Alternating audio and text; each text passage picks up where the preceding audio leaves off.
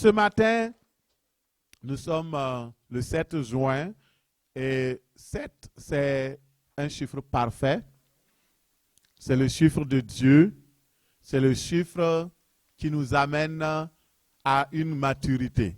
Et nous rendons grâce à Dieu pour ce chiffre de la perfection.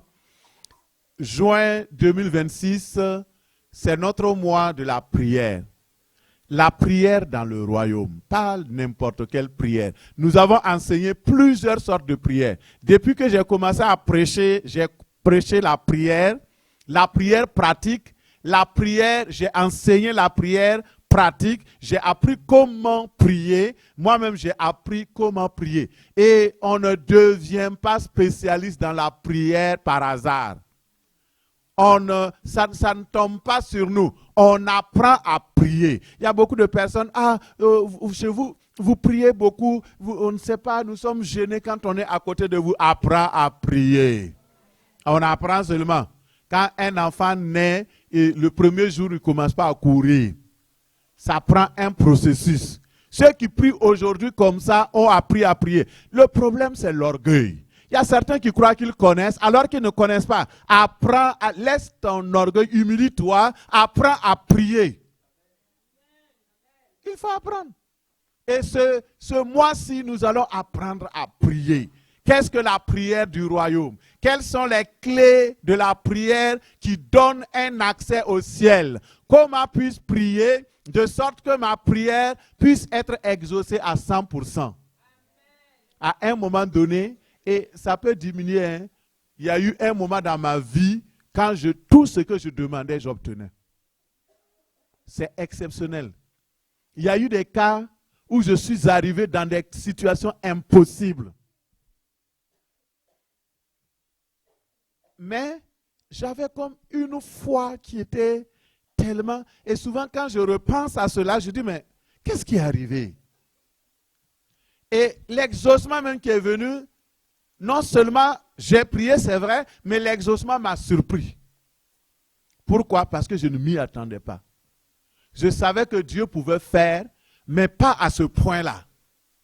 Vous comprenez? Nous sommes toujours des êtres humains limités.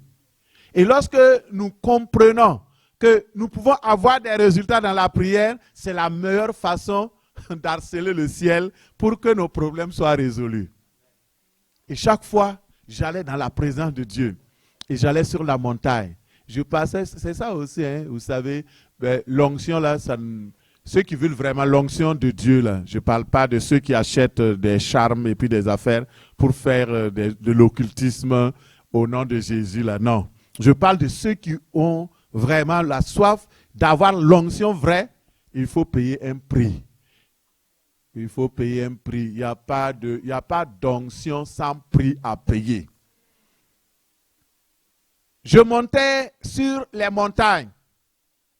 Je restais toute la nuit. Je priais. Je ne sais pas, on va peut-être faire une démarche, l'administration de l'église ici, faites une démarche pour voir si à Sherbrooke, on peut avoir une montagne où on peut se retirer. Non, je parle de vrais guerriers. Là. Ceux qui ont peur, là, restez à la maison. Merci beaucoup. Nous, on va aller veiller, on va aller prier. On va sortir avec des résultats. C'est le temps de prier avec puissance. Alléluia. On ne peut plus rester. Non, c'est fini là.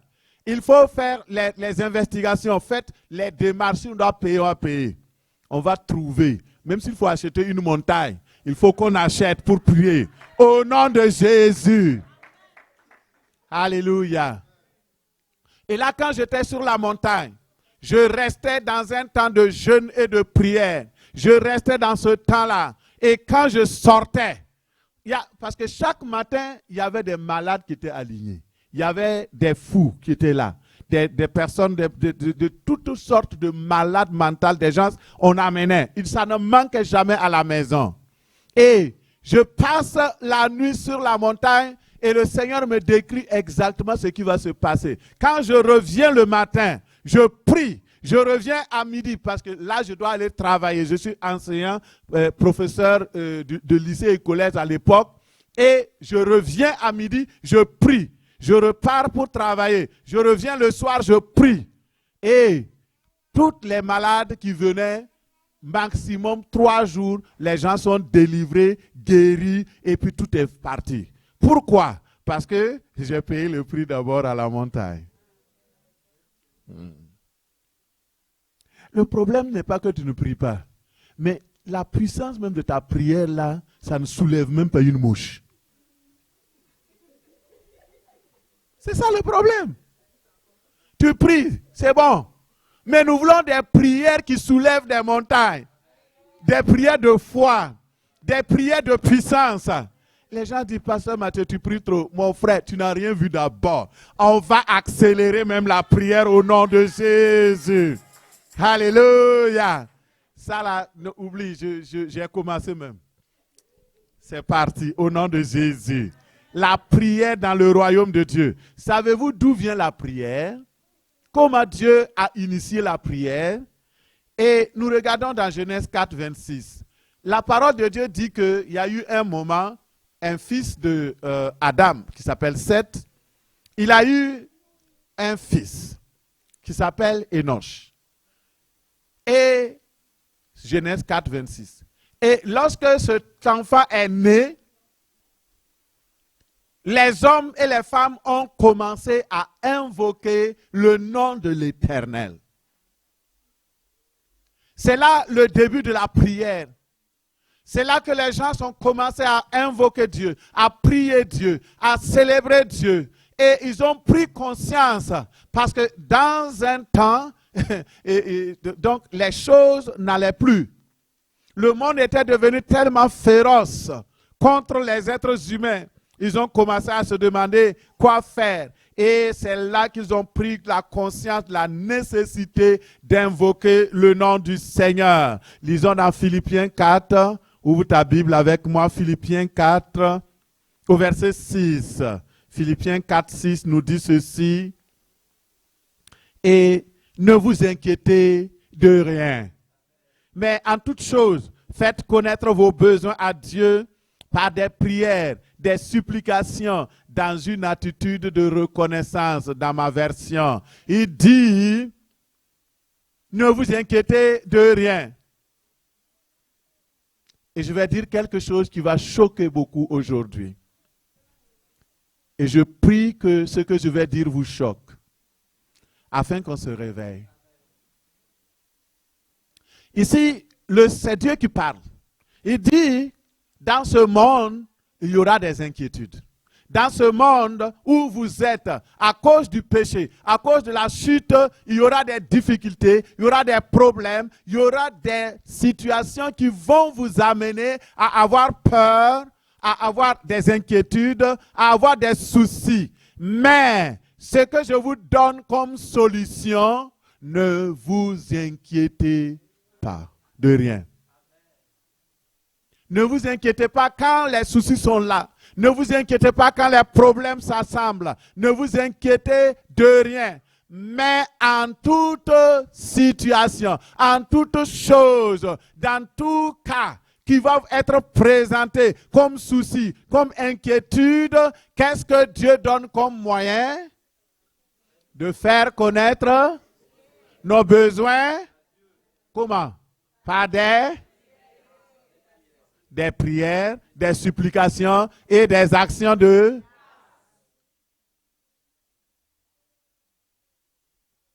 Je vais vous poser la question. Le Dieu pour qui et à cause de qui nous parlons,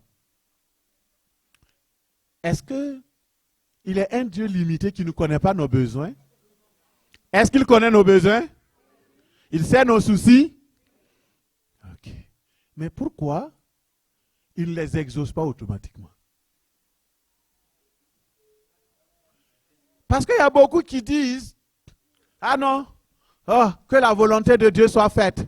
De toute façon, même si je ne prie pas, il connaît mes besoins. S'il veut, il n'a qu'à arriver me trouver là-bas. Vous comprenez?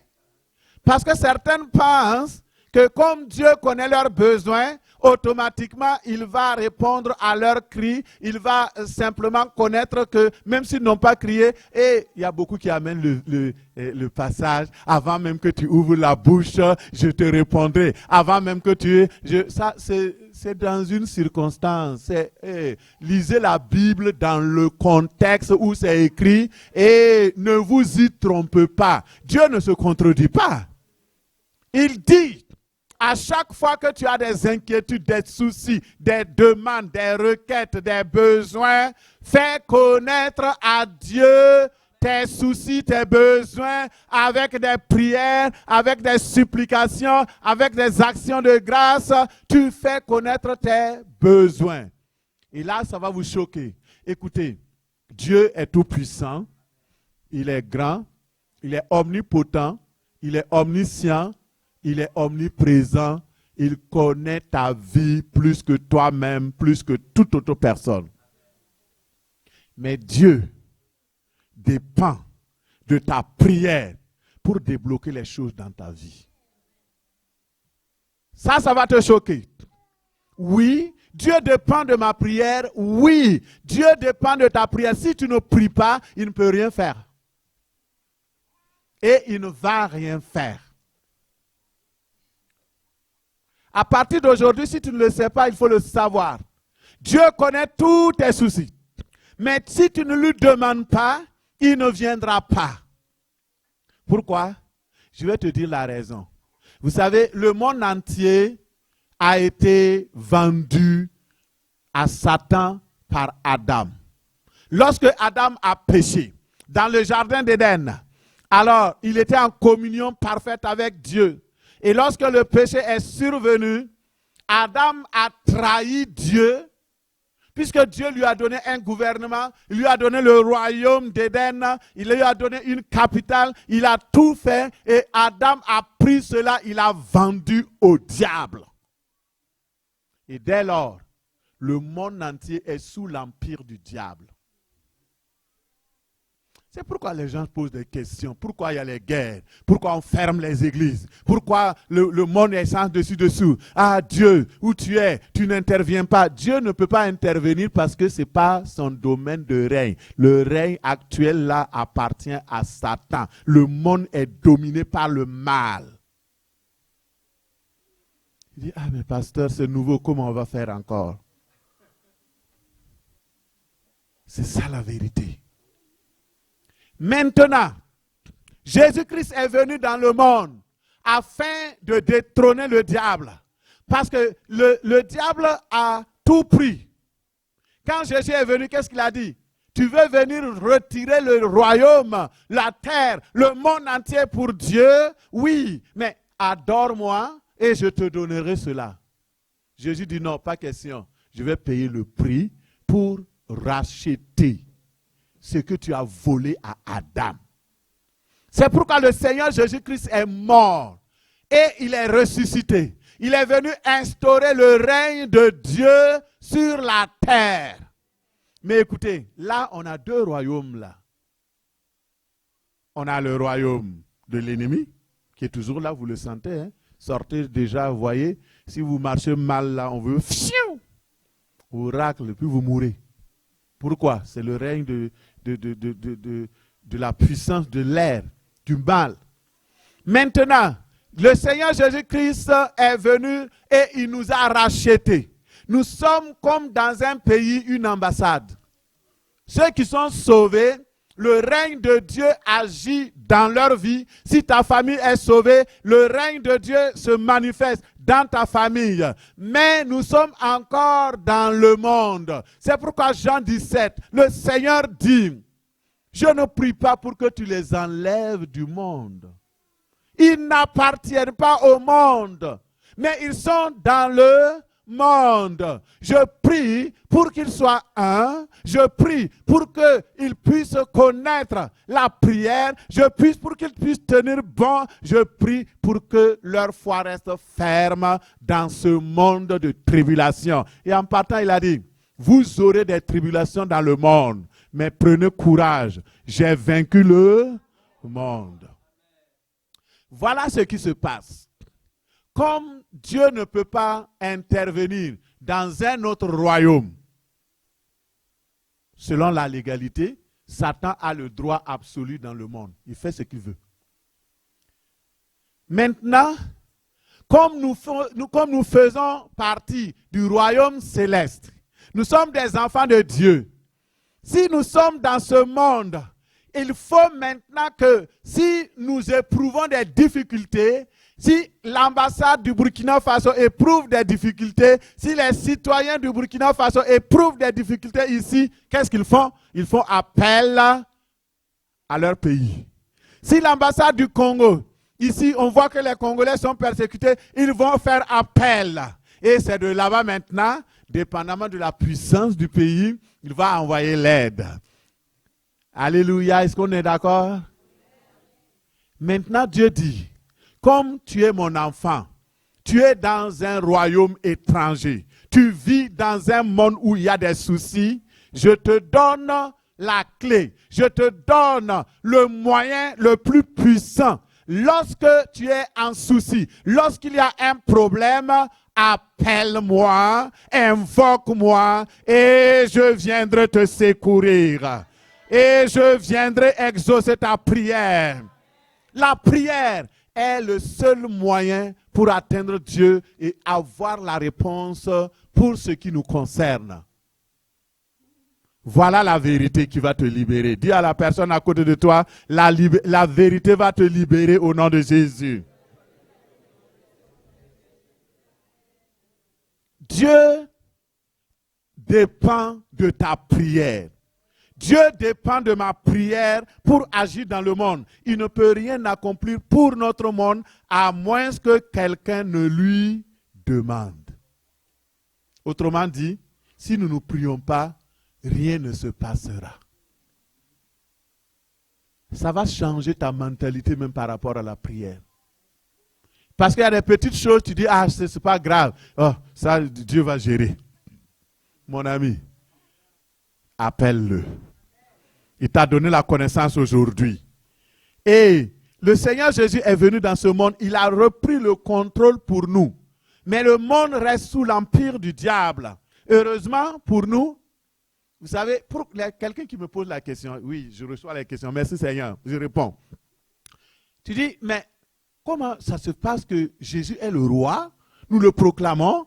Et puis, tu dis que ce n'est pas lui qui a le pouvoir réel sur la terre. C'est vrai? Parce que le bail de Adam n'est pas encore terminé. Adam a provoqué un sérieux problème. Il a vendu. Et Jésus est venu briser. Il a signé pour nous racheter.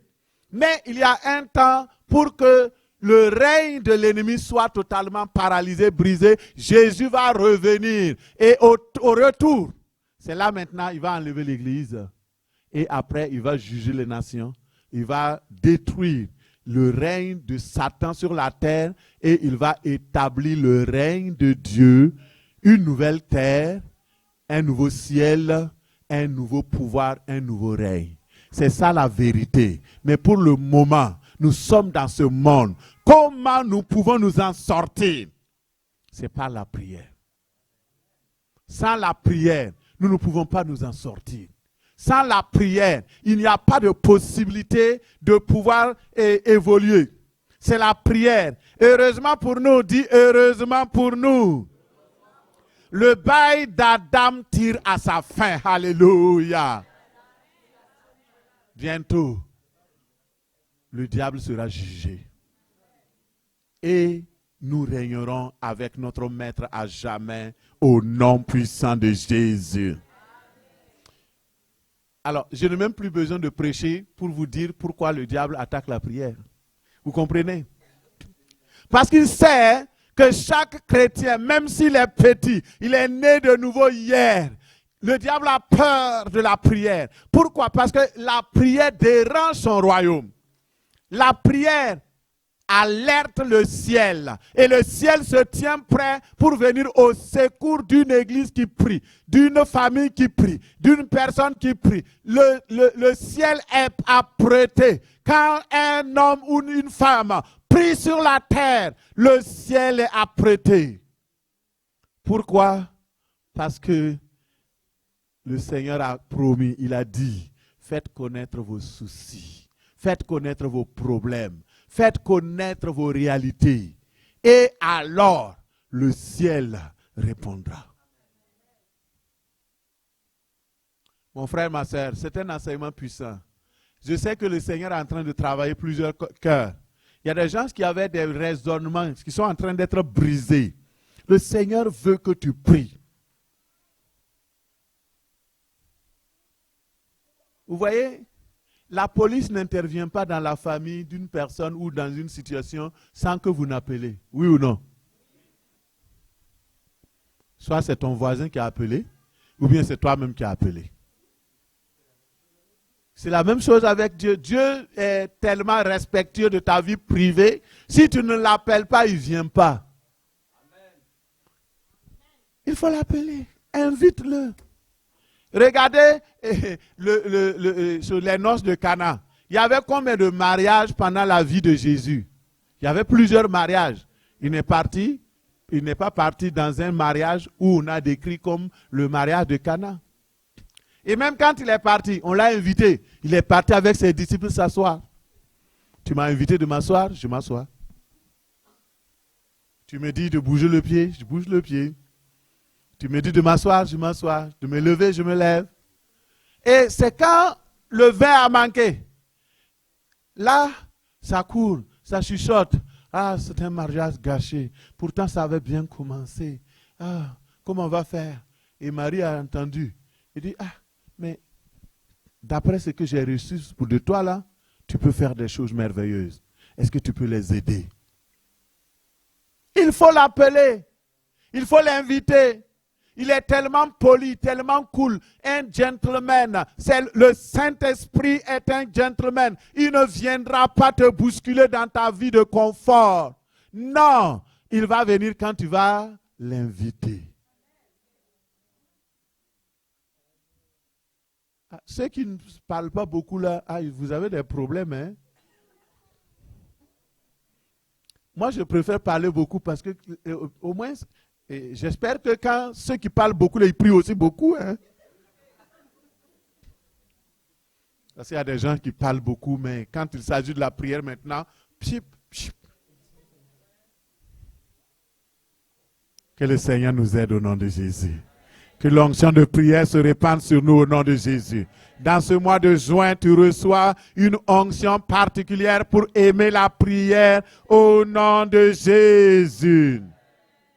Les disciples de Jésus avaient demandé deux choses au Seigneur. Dans la Bible, c'est ce que j'ai vu. Tu peux avoir vu d'autres choses, c'est correct.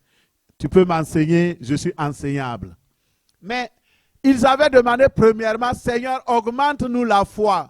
Jésus leur dit, impossible. Je ne vais pas vous augmenter la foi, je ne peux pas vous augmenter la foi. Ah, où c'est écrit? Viens me voir après. Et donc, alors, il a dit non, il n'a pas répondu à cette demande. Et plus tard, Paul nous révèle d'où vient la foi, comment la foi peut être augmentée. Il dit la foi vient de ce qu'on entend de la parole de Christ. Et cette parole-là, c'est ça qui amène la foi à grandir.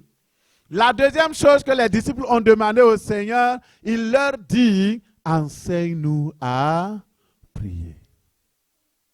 Là, Jésus a accédé à la demande. Regardez, les disciples n'ont pas demandé, donne-nous une onction, on va maintenant chasser les démons. Quand on va dire Alléluia, que tous les démons s'en aillent. Quand on va dire, ils n'ont pas demandé pour la prière, pour guérir les malades. Ils n'ont pas demandé des choses extraordinaires, la richesse. Non, ils n'ont pas demandé tout cela. Ils ont demandé à Jésus, s'il te plaît, enseigne-nous à prier. Pourquoi? Parce que quand tu connais la prière, tu as tout.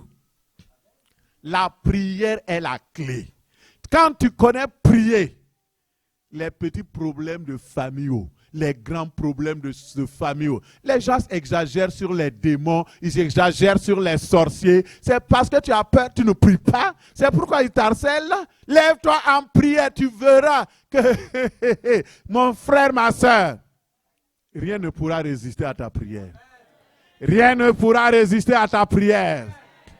Aucun démon, aucune sorcière, aucun sorcier ne peut résister à une prière de puissance.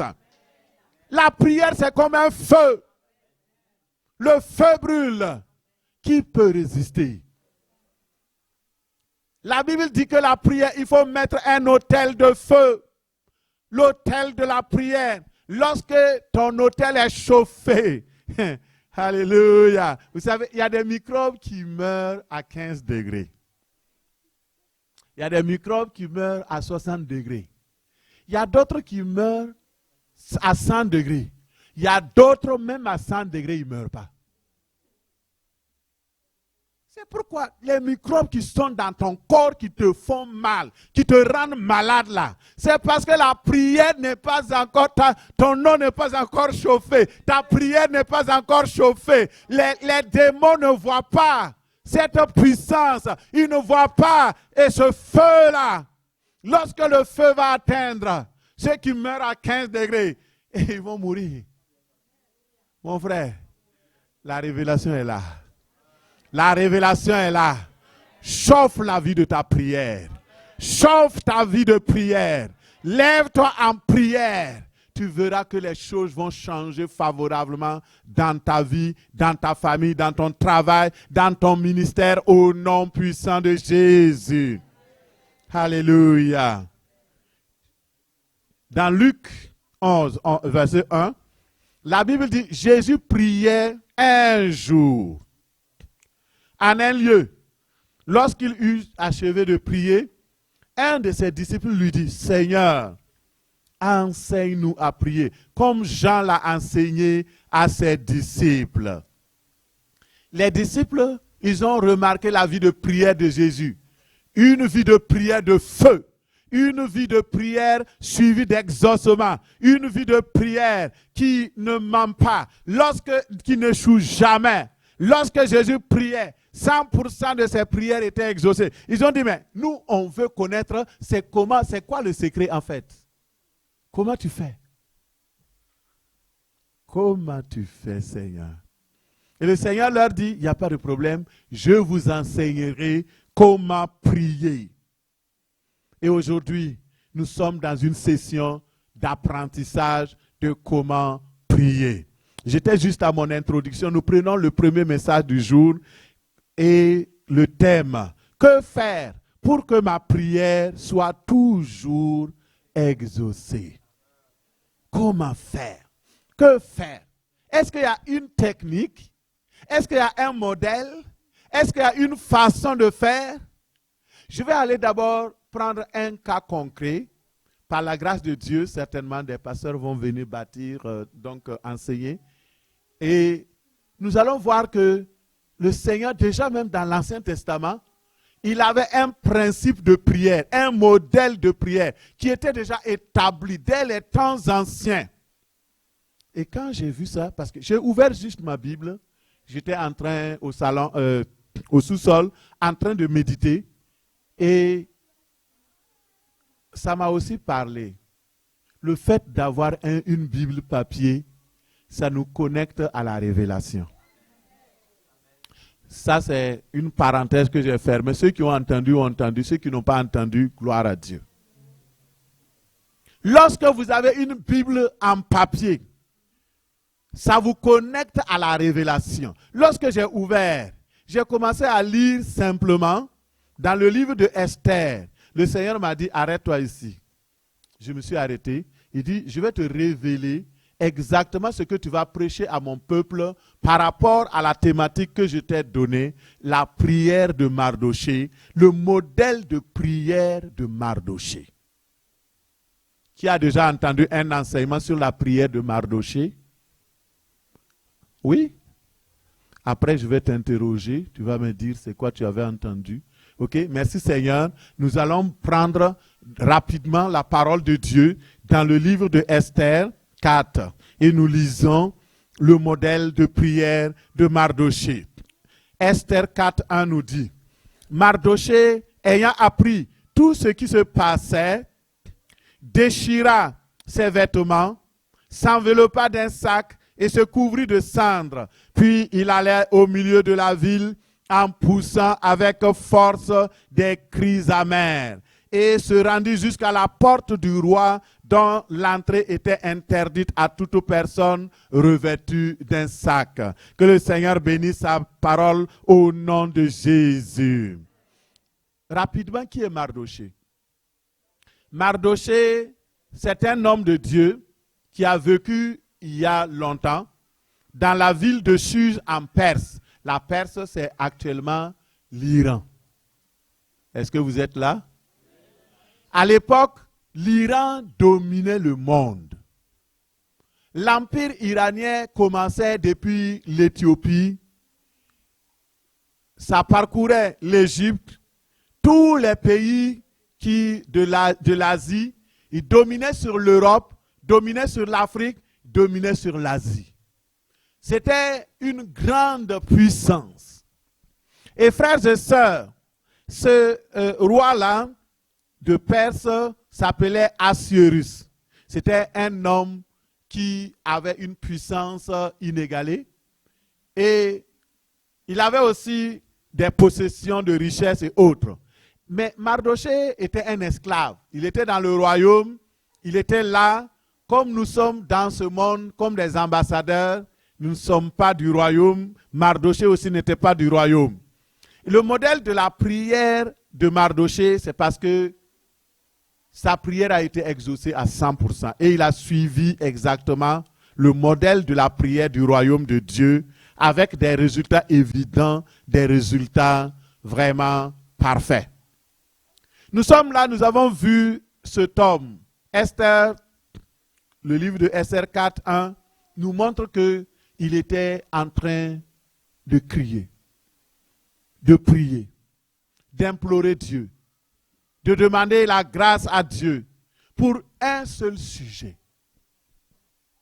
Seigneur, épargne mon peuple, que mon peuple soit épargné du génocide que Aman, le méchant, avait programmé. La première chose que nous remarquons dans la vie de Mardoché, vous pouvez lire tout le livre de Esther, je l'ai lu et relu, et au chapitre 3, verset 2, il dit, tous les serviteurs du roi qui se tenaient à la porte du roi fléchissaient le genou, se prosternaient devant Aman, car tel était l'ordre du roi à son égard. Mais Mardoché ne fléchissait point le genou et ne se prosternait point. Nous voyons cet homme, un adorateur sans compromis. C'est un homme qui aimait Dieu. Il ne voulait pas faire des compromis en adorant d'autres dieux. Et Aman cet homme-là était le premier ministre du royaume. Et c'est lui qui détenait en fait le vrai pouvoir. Et chaque fois qu'il passait, tout le monde devait se prosterner devant lui. Aman dit, tout le monde doit, le roi lui-même il a dit, toute personne devant qui ce personnage Aman passe, tout le monde doit se prosterner. Mais Mardoché a dit non, tu n'adoreras que le Seigneur ton Dieu et à lui seul tu lui rendras un culte. Et il avait cette pratique-là. Maintenant, ce qui va lui attirer les problèmes. Si les problèmes qui sont dans ta vie ont été attirés parce que tu aimes Dieu, le même Dieu que tu aimes t'en délivrera. Et Mardoché était là. Il avait résolu de ne pas se prosterner, de ne pas se compromettre. Je vais attirer l'attention de plusieurs personnes parce que le Seigneur m'a dit parle ouvertement. Et je parle ouvertement. Parce que le monde est devenu de plus en plus corrompu et ça va dans les églises. Et de plus en plus, on voit des personnes aller, donc on voit ça, hein, Pascal peut me contredire si oui. Mais les gens qui vont, il y a certains serviteurs de Dieu qui passent, ils vont aller se coucher devant eux, on va les piétiner, on va faire ceci. c'est de l'adoration idolâtre. Il faut faire attention. Le Seigneur m'a dit, attire l'attention parce que dans les derniers temps, le diable, avec une certaine subtilité, va venir voler le cœur de plusieurs pour les détourner. Faites attention. Nous sommes des hommes de Dieu. Dieu nous a donné des dons. Je ne sais pas, souvent quand je parle avec d'autres serviteurs de Dieu, je dis, j'ai connu 4 résurrections dans ma vie. La personne dit, ah oui, mais moi je n'ai pas encore reçu ça. Ça ne fait pas de moi une personne extraordinaire. Je suis toujours Matthieu Pengwende que vous connaissez. Je ne suis pas Dieu. Je ne suis pas un petit Dieu. Je ne suis pas un ange. Ne m'adorez pas. Adorez Dieu. Quel que soit le niveau de l'onction que je vais avoir, priez que je reste humble. Priez que, comme Pierre, lorsque Pierre, il était ce Corneille, acte 10, 25, lorsque Pierre entra, Corneille qui était allé au-devant de lui, tomba à ses pieds et se prosterna. Mais Pierre le releva en disant, lève-toi, moi aussi, je suis un homme. Adore Dieu. Moi aussi, je suis un homme. Le Seigneur m'a dit, fais une parenthèse. Et parle même à ceux qui sont sur Internet. Écoutez, vous êtes pasteur, vous êtes serviteur de Dieu, apôtre. Les dons, ça, ce sont les dons de Dieu. Ça ne fait pas de vous des demi-dieux. Soyez humbles. Si quelqu'un vient se prosterner devant vous, demandez-lui, est-ce que c'est ta culture ou bien c'est simplement parce que tu viens m'adorer ou bien tu veux profiter de moi? Parce que des gens, quand ils vont se prosterner, vont dire, ah oui, peut-être qu'il va faire encore mieux. Mon frère, ma soeur. Et même la culture là, c'est la culture du royaume de Dieu qui doit prévaloir. Je ne dis pas comme ça pour que tu puisses banaliser les pasteurs, ne pas reconnaître leur position. La Bible dit de respecter les serviteurs de Dieu, mais il n'a pas dit de les adorer. Est-ce que c'est complet? Que le Seigneur bénisse sa parole au nom de Jésus. Donc, l'enseignement que je donne aujourd'hui, je veux prendre un exemple qui n'est pas parfait pour illustrer la réalité de la prière exaucée à 100%. Nous avons le roi Assuérus. Ce roi était là et dans tout le livre d'Esther, c'est le seul livre où le nom de Dieu n'est pas écrit. Quand vous lisez le livre d'Esther, vous n'allez pas trouver quelque part où on parle de Dieu.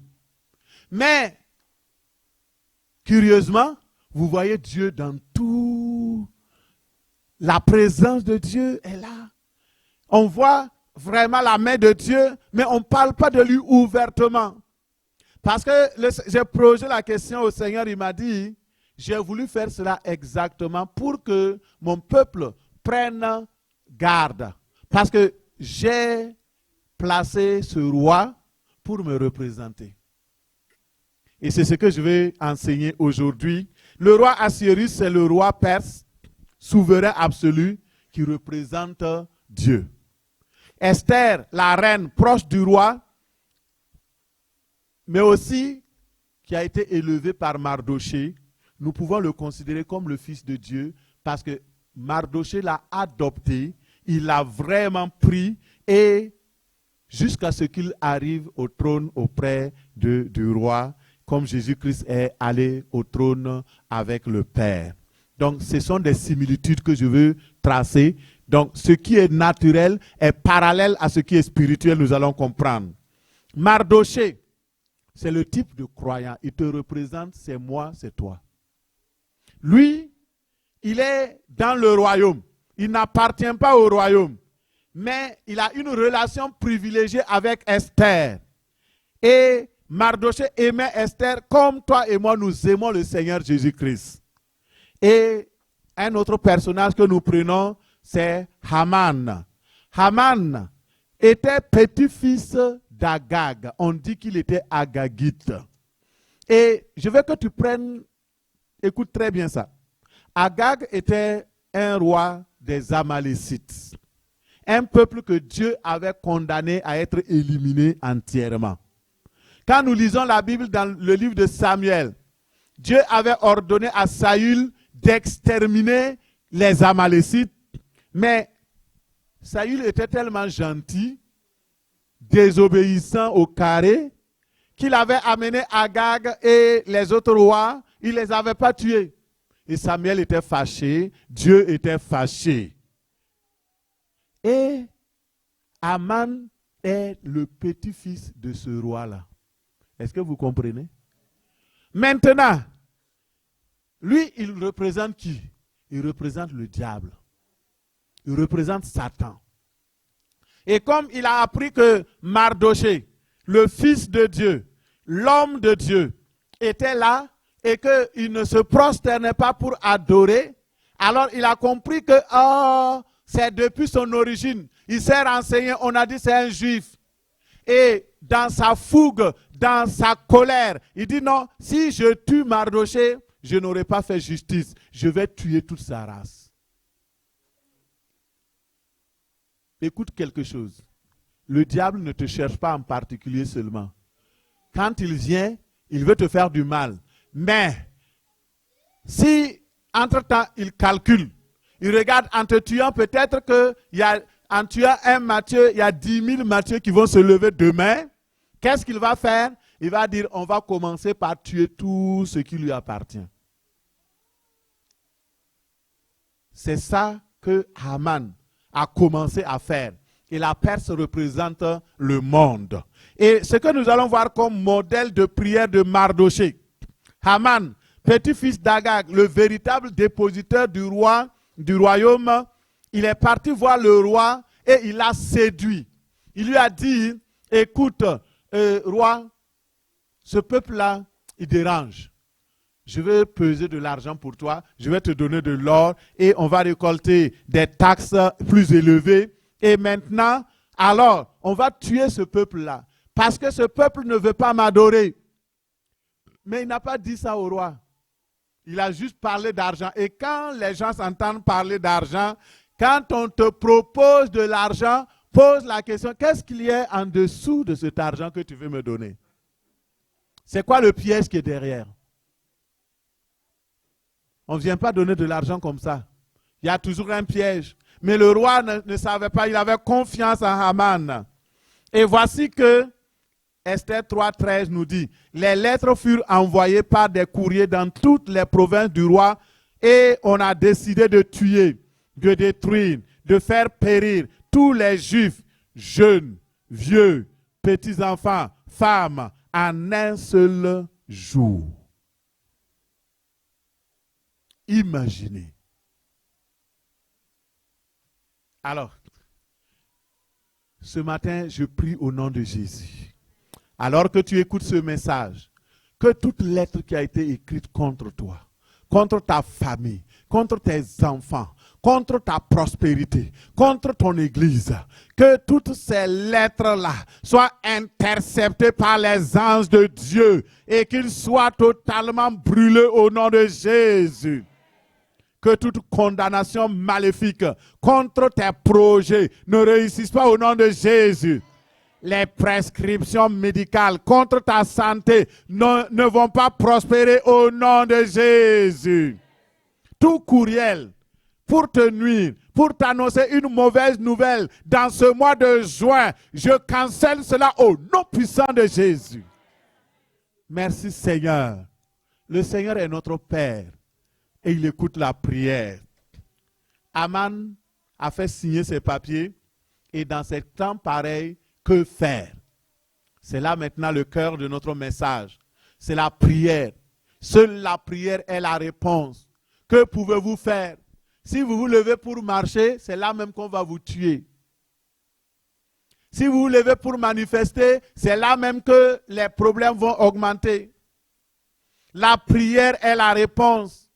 Mais pas n'importe quelle prière.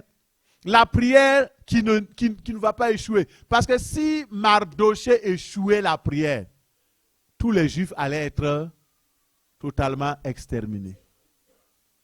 Il y a des situations où ta prière ne doit pas échouer.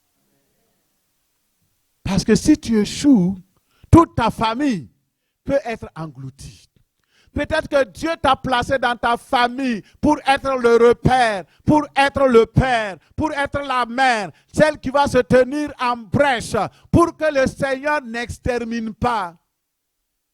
Mais si toi tu es paresseux, il y a des gens qui sont très paresseux dans la prière. C'est vrai que le diable attaque la prière, mais aussi nous-mêmes là, on a des problèmes. Pour même prier là, c'est un problème. La chair refuse la prière. Si vous voulez savoir ce que je dis, c'est vrai, venez ici mardi soir. Le temps de la prière, vous allez voir comment le monde se bouscule ici pour prier. Mais c'est extraordinaire. Oh, wow! C'est extraordinaire.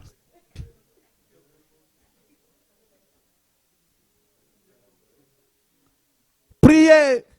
Oh! Ouais, je prie à la maison, j'ai mon programme. Tu sais, il y a mon programme familial de prière là, ça tombe le jour, le mardi. Moi, je ne peux pas laisser ça. Mon frère, viens prier pour les problèmes, les projets de Dieu d'abord. Et d'ailleurs, on prie aussi pour les projets de famille. Si nous sommes ensemble dans l'unité, la prière est forte. Si nous prions en équipe, nous sommes plus que celui qui prie tout seul. Prier ensemble apporte plus d'énergie, plus de pouvoir, plus d'opération. Nous ne pouvons pas. Il faut qu'on commence à changer notre mentalité par rapport à la prière. Et nous voyons l'étape 1. J'ai 3 étapes, ça ne sera pas long, je regarde l'heure aussi. Alors, et l'étape 1 de la prière, Mardochée a fait ce qu'on appelle la prière demander et s'attendre à recevoir. Je pèse mes mots. Prier. Première étape, demander et s'attendre à recevoir. Beaucoup prient, mais ils ne s'attendent pas à recevoir. Lorsque tu pries avec une attente, ça veut dire que tu as une foi. La foi attend, la foi persévère, la foi attend la réponse. Et Mardochée a reconnu cela. La première étape, le verset 1 du chapitre 4 nous dit que Mardochée avait déchiré ses vêtements. Ça, c'est le signe de l'humilité. La prière qui demande avec intention de réponse commence par le dépouillement, par la repentance, par l'humilité. La Bible dit qu'il s'est enveloppé de sacs. Il était comme dans un temps de deuil. Il voyait déjà le peuple mourir. Il voyait déjà la ruine, le génocide. Ceux qui ont connu les génocides savent ce que c'est. Les pays qui ont été ravagés. Les gens viennent un matin, ils tuent tout le monde. Mon frère, et il imaginait comment ça allait se faire. Et lui-même, sa vie était en danger. La vie de Esther était en danger. Tout le peuple était en danger. Et je veux dire, imaginez si Mardochée avait dit, oh Seigneur, tu sais toutes choses. Si c'est ta volonté que tout le monde meure, que ta volonté soit faite. Imaginez, il y a des assassins parmi nous. Et non, c'est vrai. Il y a des meurtriers parmi nous. Souvent, il faut le dire la vérité. On dit non, Dieu, la personne est en train de mourir. Dieu, tu es capable de prier pour que la personne puisse avoir la vie. Non, Seigneur, que ta volonté soit faite. Sur la terre comme dans le ciel, mon frère, prie. C'est la paresse. Prie. Les situations ne vont pas s'arranger tout seul. Il faut prier. Et si tu as prié que ça n'a pas fonctionné, demande à ton voisin, prie avec moi, ta femme, prie avec moi, les enfants, réunissons-nous, prions, jeûnons, prions. Et tu verras que Dieu va faire une brèche dans ta vie. Dans la situation, le Seigneur va faire une brèche. Ne participe pas, comme on dit, Seigneur, ta volonté se fera, que l'homme veut. Non, la volonté de Dieu se fera. C'est pourquoi Jésus a dit, que ton règne vienne, que ta volonté se fasse. Donc il faut prier même pour que la volonté de Dieu se fasse. Quelle est la volonté de Dieu? Nous allons le voir tantôt. Mardochée est parti, il s'est couvert Et il a poussé des cris. La Bible dit, il poussa au milieu de la ville des cris amers avec toutes ses forces. Il se rendit jusqu'à la porte du roi dont l'entrée était interdite à toute personne qui est couverte de sacs. Regardez aujourd'hui, l'erreur de l'église c'est quoi? On va dire aux gens, ah non, faut pas prier en criant, faut prier en silence. Ah, tu sais, Anne, elle priait et puis elle murmurait les choses. Est-ce que tu as un problème de Anne? Est-ce que tu es Anne? Non. Il dit, faites toutes sortes de prières. Toutes sortes de prières. Il n'a pas dit faire un seul type de prière. Non, toutes sortes de prières. Il y a un temps pour tout. Il y a un temps pour prier calmement. Il y a un temps pour même se taire. Il y a un temps aussi où il faut crier, hurler, crier à Dieu, soupirer après Dieu avec des supplications et des agonies. C'est ça la prière. Et Mardochée, je vais vous dire quelque chose qui va être une révélation aussi. Vous voyez, il a commencé à prier au milieu de la ville. Il a crié. Personne ne lui répondait. Entre-temps, il s'est dit, mais peut-être la réponse n'est pas au milieu de la ville. Il faut que je m'approche de la maison du roi pour attirer l'attention du roi. La prière demandait à une certaine circonférence, une certaine limite. Et là, quand il est arrivé à la porte du roi, on lui a dit, non, tu peux pas rentrer. Tu restes ici, là. Et d'ailleurs, on va te retourner. Et quand vous priez et que la prière est tellement intense et que vous êtes dans la volonté de Dieu, les gens vont essayer de vous dire, arrête tes prières. Arrête. Ah, c'est trop. C'est trop là. Il faut maintenant arrêter. On prie dans cette église-là. Toujours prier, prier, prier, prier. Il faut prier jusqu'à ce que tu aies l'exaucement. Alléluia. Quand tu n'as pas l'exaucement, tu n'as pas le droit d'arrêter. Prie jusqu'à ce que tu vois le résultat dans ta main, tu saisisses et comme l'onction est là. La deuxième étape, il a prié ainsi. Il est parti vers la porte du roi. La porte ne s'est pas ouverte, il n'a pas eu de réponse. Mais il n'est pas découragé. Il continue. Et finalement, les serviteurs du roi, les gens sont fait dire à Esther, ton oncle là. Personne ne connaissait que c'était son oncle. Il disait certainement, ton père là. Il crie, qu'est-ce qu'il y a? Va le calmer. Et elle aussi, elle a envoyé une personne et nous sommes dans la deuxième étape. Il dit, va le calmer. Mais Mardochée refuse d'être calmé. Dans le verset 4, chapitre 4, 6, il envoie Hatak. Hatak est parti. Il a dit à Mardochée, Esther m'envoie te dire, tais-toi, voici des habits qu'elle a envoyés, habille-toi. Mais Mardochée dit non. Écoute, il y a un problème très urgent. Il y a un sujet de prière. Je ne peux pas m'arrêter. Va dire à Esther. Et ça, c'est la deuxième étape. Chercher des solutions à nos problématiques, à nos soucis. La Bible dit, cherchez et vous trouverez. C'est la deuxième étape de la prière. C'est la deuxième dimension de la prière. Non seulement c'est une dimension plus grande, plus puissante, mais c'est aussi une autre étape. Puisque la première n'a pas marché, il n'a pas pu accéder au trône. Or, le Seigneur dit de venir au trône de la grâce avec assurance pour être secouru dans nos besoins. Mais le roi est inaccessible. Que faire? Et c'est là que le travail d'équipe va commencer. Alléluia. Une belle équipe. Il dit à Esther, écoute Esther, va voir le roi. Dis au roi que le méchant Haman, il a décidé de vendre ton peuple. Tu sais bien que tu es juive, hein? Alors, demande au roi la grâce que les juifs ne soient pas exterminés. Et Esther vient avec une situation.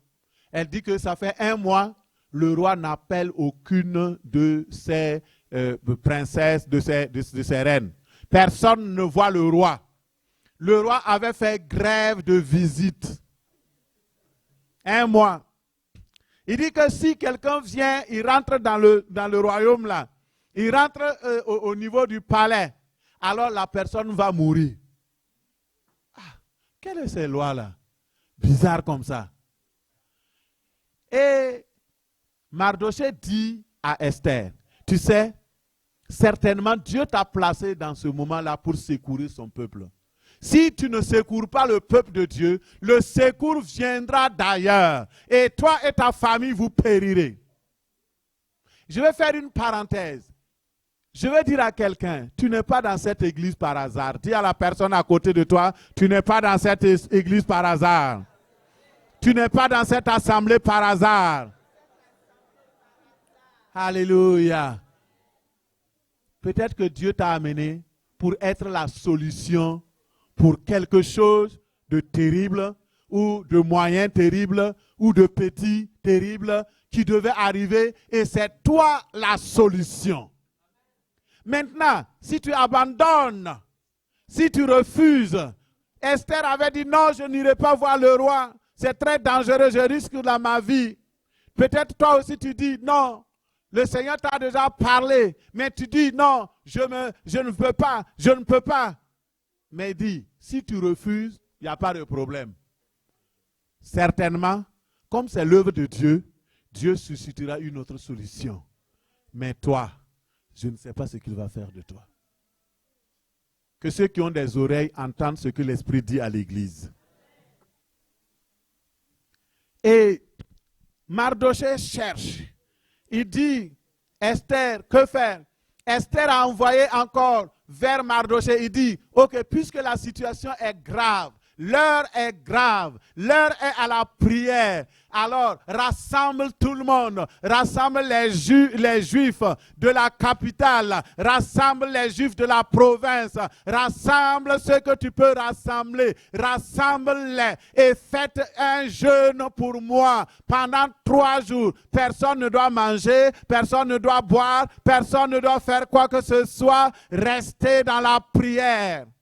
Et après les 3 jours, j'irai voir le roi. Et si je dois mourir, je mourrai. Waouh! Quelle résolution! Est-ce que tu peux tenir dans la prière, dire Seigneur, je veux aller rencontrer le roi des rois, le Seigneur des seigneurs, advienne que pourra, aucun ange ne m'empêchera, je reste dans la prière. Il y a eu des moments dans ma vie où j'ai dit à Dieu, particulièrement quand j'avais une situation terrible. Je voulais que ma famille me rejoigne parce que le ministère devait commencer et toutes les portes étaient fermées. La petite porte qui m'était ouverte à l'université était fermée. Et je suis rentré, j'ai fermé ma porte. J'ai dit, Seigneur, le jour où tu voudras que je mange, viens me chercher dans cette chambre. Tant que je n'ai pas la réponse à ma prière, je ne mangerai pas, je ne boirai pas, je ne prendrai rien. Mon frère, il y a des moments où il faut prendre la résolution. Ton cas, tu n'es même pas fatigué de ta situation. Tu es fatigué? Arrête le travail, prends un congé, c'est parce que tu es vivant que tu travailles. Prends un congé d'1 semaine, Seigneur, viens t'enfermer dans l'église, va t'enfermer quelque part. Seigneur, tant que tu ne m'as pas répondu, je ne quitte pas ce lieu. Il y a des moments où il faut engager une pression sur le ciel. Et quand ils ont prié, pour faire une histoire courte, vous connaissez l'histoire, alors le roi, le 3e jour, Esther s'est présentée devant le roi. Les gens ont ouvert la porte. La reine s'est tellement bien habillée. Elle est arrivée. Le roi a regardé. Et on va lire une petite portion là parce qu'il y a quelque chose qui m'a touché, qui m'a tellement touché. Et le 3e jour, Esther est partie, elle s'est tellement bien habillée. Elle se présente devant le roi. Le roi dit, qu'y a-t-il, reine Esther? Que veux-tu? Même si c'est la moitié de mon royaume, je te le donne. Alléluia, on peut acclamer le Seigneur. Que la porte du ciel te soit ouverte au nom de Jésus. Que le roi des rois t'accueille au nom de Jésus. Qu'il accueille tes prières au nom de Jésus. Qu'il ne te rejette pas au nom de Jésus. Et quand il a dit ça, il a étendu le sceptre. Et Esther a touché le sceptre. Il dit, Esther, qu'est-ce que tu demandes? Quelle est ta demande? Et nous sommes dans le 3e niveau de la prière. Frapper à la porte royale.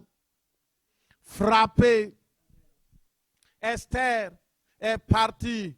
Elle a frappé à la porte. On lui a ouvert.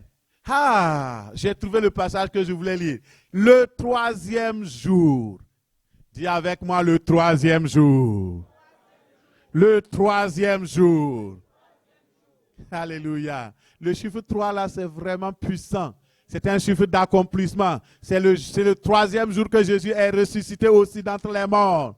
Le 3e jour, Esther mit ses vêtements royaux et se présenta dans la cour intérieure de la maison du roi, devant la maison du roi. Le roi était assis sur son trône royal, dans la maison royale, en face de l'entrée de la maison.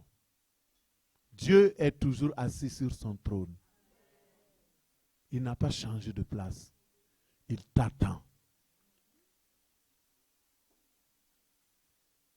Tu as cherché les solutions, la volonté de Dieu. Tu connais la volonté de Dieu. Maintenant, il faut frapper. Il faut aller. Et au bout, le roi dit, qu'as-tu, reine Esther? Et que demandes-tu? Dieu dit de demander, de faire connaître nos soucis. Et là, Esther est une fin stratège. Il ne dit pas tout de suite ce qu'elle veut. Elle veut préparer encore le cœur du roi dans une intimité. Ça faisait plusieurs mois qu'elle ne s'était pas présentée au roi. Plusieurs choses s'étaient passées. Elle voulait mettre tout cela en règle. Et lorsqu'elle était dans la présence du roi, elle dit, je veux organiser un festin. Toi, viens, invite aussi Aman. Et lorsqu'ils ont fait premier festin, le roi dit, mais maintenant demande. Il dit, non, non, non, non, non. Venez, il y a un deuxième festin. Et finalement, lorsque le festin s'est terminé, la période des festins s'est terminée, le roi dit, demande maintenant ce que tu veux.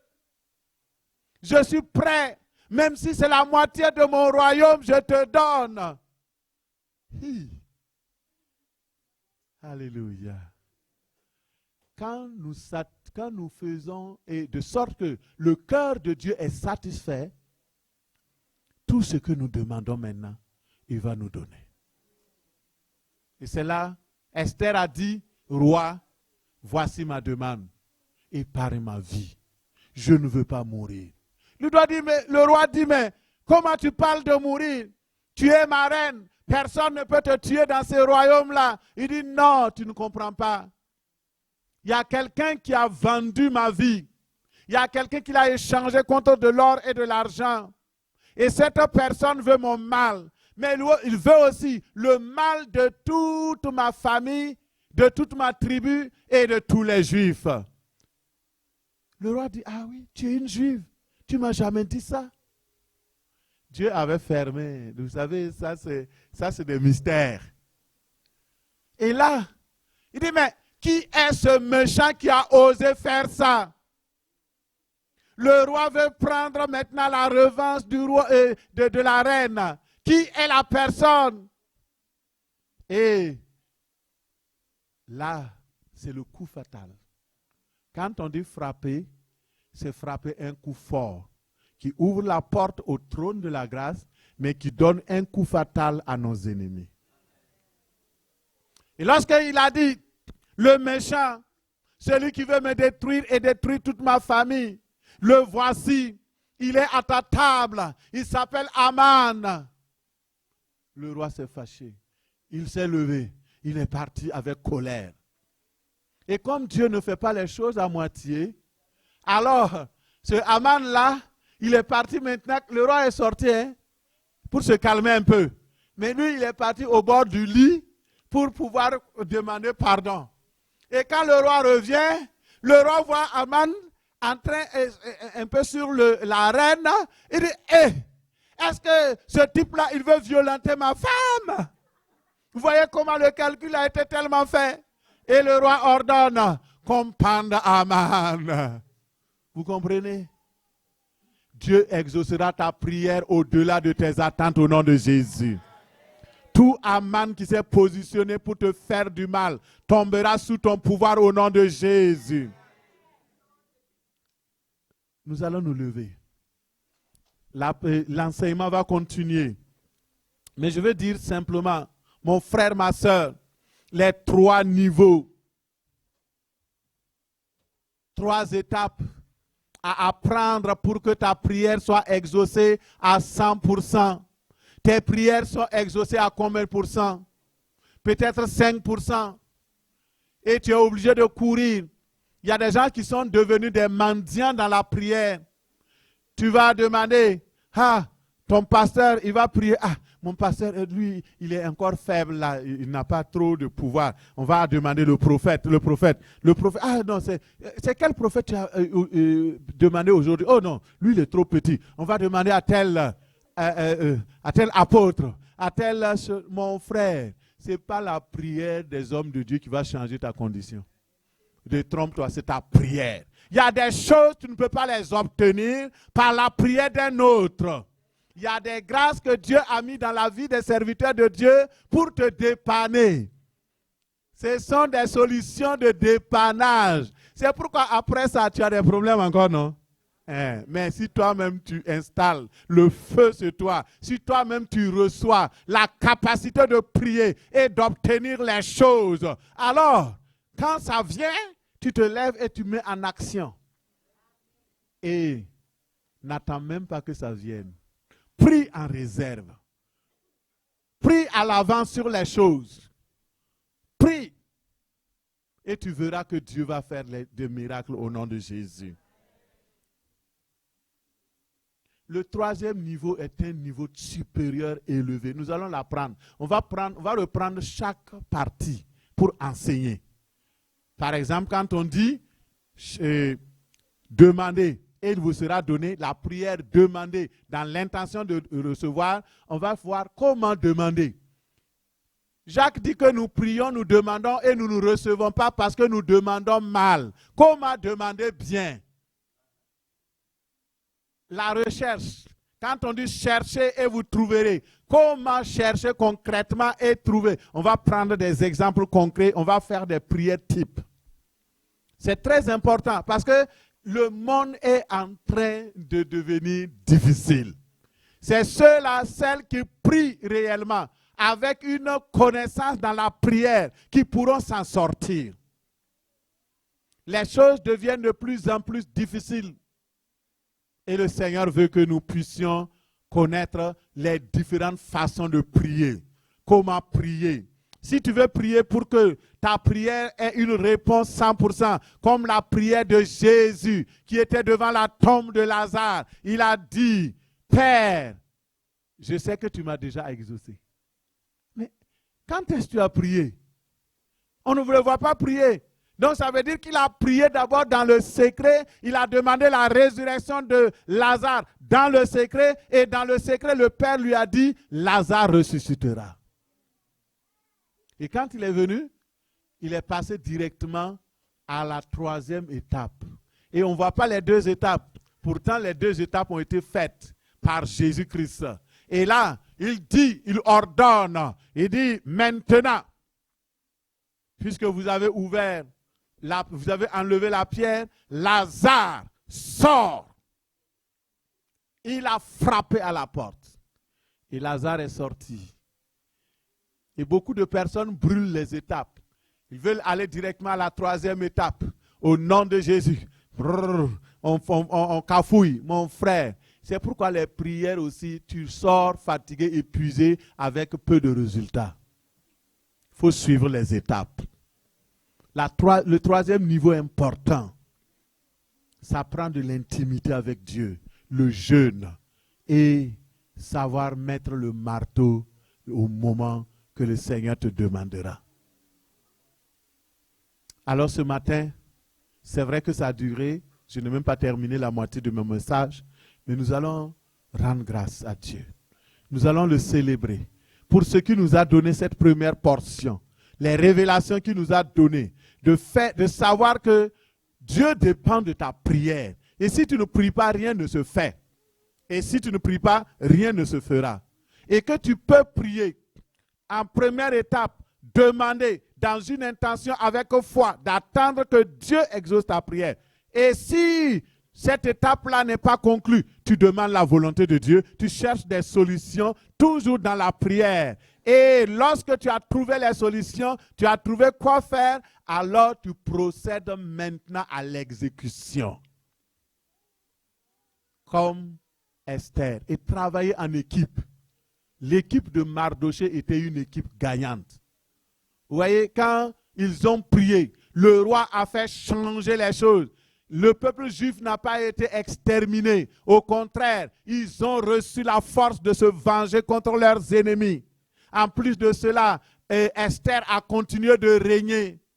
Elle n'a pas été écartée. Et Mardoché a pris la place de Haman comme premier ministre, responsable de tout le gouvernement. C'est lui qui est devenu élevé. Il était digne, puissant. Il avait pris tout le pouvoir. Pourquoi? Parce que c'est un homme de prière. Si tu es un homme de prière, tu vas recevoir le règne, la puissance. C'est pourquoi ce mois-là, nous régnons par la prière. Nous régnons par la prière. Élève ta voix et rends grâce à Dieu pour ce message. Seigneur, je te dis merci pour la révélation du modèle de prière de Mardoché, le modèle de prière que tu nous as appris afin que nous puissions intercéder, prier, opérer dans le surnaturel et voir les résultats à 100%. Ô Éternel Dieu des armées, nous voyons comment tu as fait avec Mardoché, cet homme qui connaissait le secret de la prière. Il a prié en équipe, il a prié avec force, il a prié, il a demandé dans une intention de recevoir. Il s'est approché du trône de la grâce. On l'a empêché de rentrer, mais il avait déjà à l'intérieur du palais Esther qui était là. Et nous avons à l'intérieur du palais Jésus-Christ de Nazareth qui est positionné pour nous, qui intercède pour nous. Seigneur, nous te bénissons, nous te louons. Merci Seigneur, parce que tu es le Dieu de grâce, le Dieu de fidélité. Merci Saint-Esprit de Dieu. Alléluia. Alléluia. Avant de t'asseoir, tu vas simplement demander, Seigneur, apprends-moi à prier. Apprends-moi les dimensions de la prière. Apprends-moi les étapes de la prière. Je veux que ce mois soit mon mois de prière et d'exaucement. Je ne veux pas continuer d'avoir des petits résultats. Je ne veux pas avoir des résultats parcellaires, des résultats partiels. Je veux avoir des résultats à 100%. Demande-lui et il te donnera au nom de Jésus. Prions, prions, prions. C'est le temps de la prière. Apprends à prier. Seigneur, je viens. Je demande ta grâce. Je demande ta faveur. Je demande, Seigneur, étends ta main, Seigneur, au nom de Jésus. Étends ta main, Père. Oh, donne-moi la grâce de pouvoir prier, la grâce de pouvoir intercéder. Seigneur, apprends-moi encore des secrets de la prière, des secrets dans la prière, au nom puissant de Jésus. Éternel Dieu des armées, Nous prions au nom de Jésus. Merci Seigneur.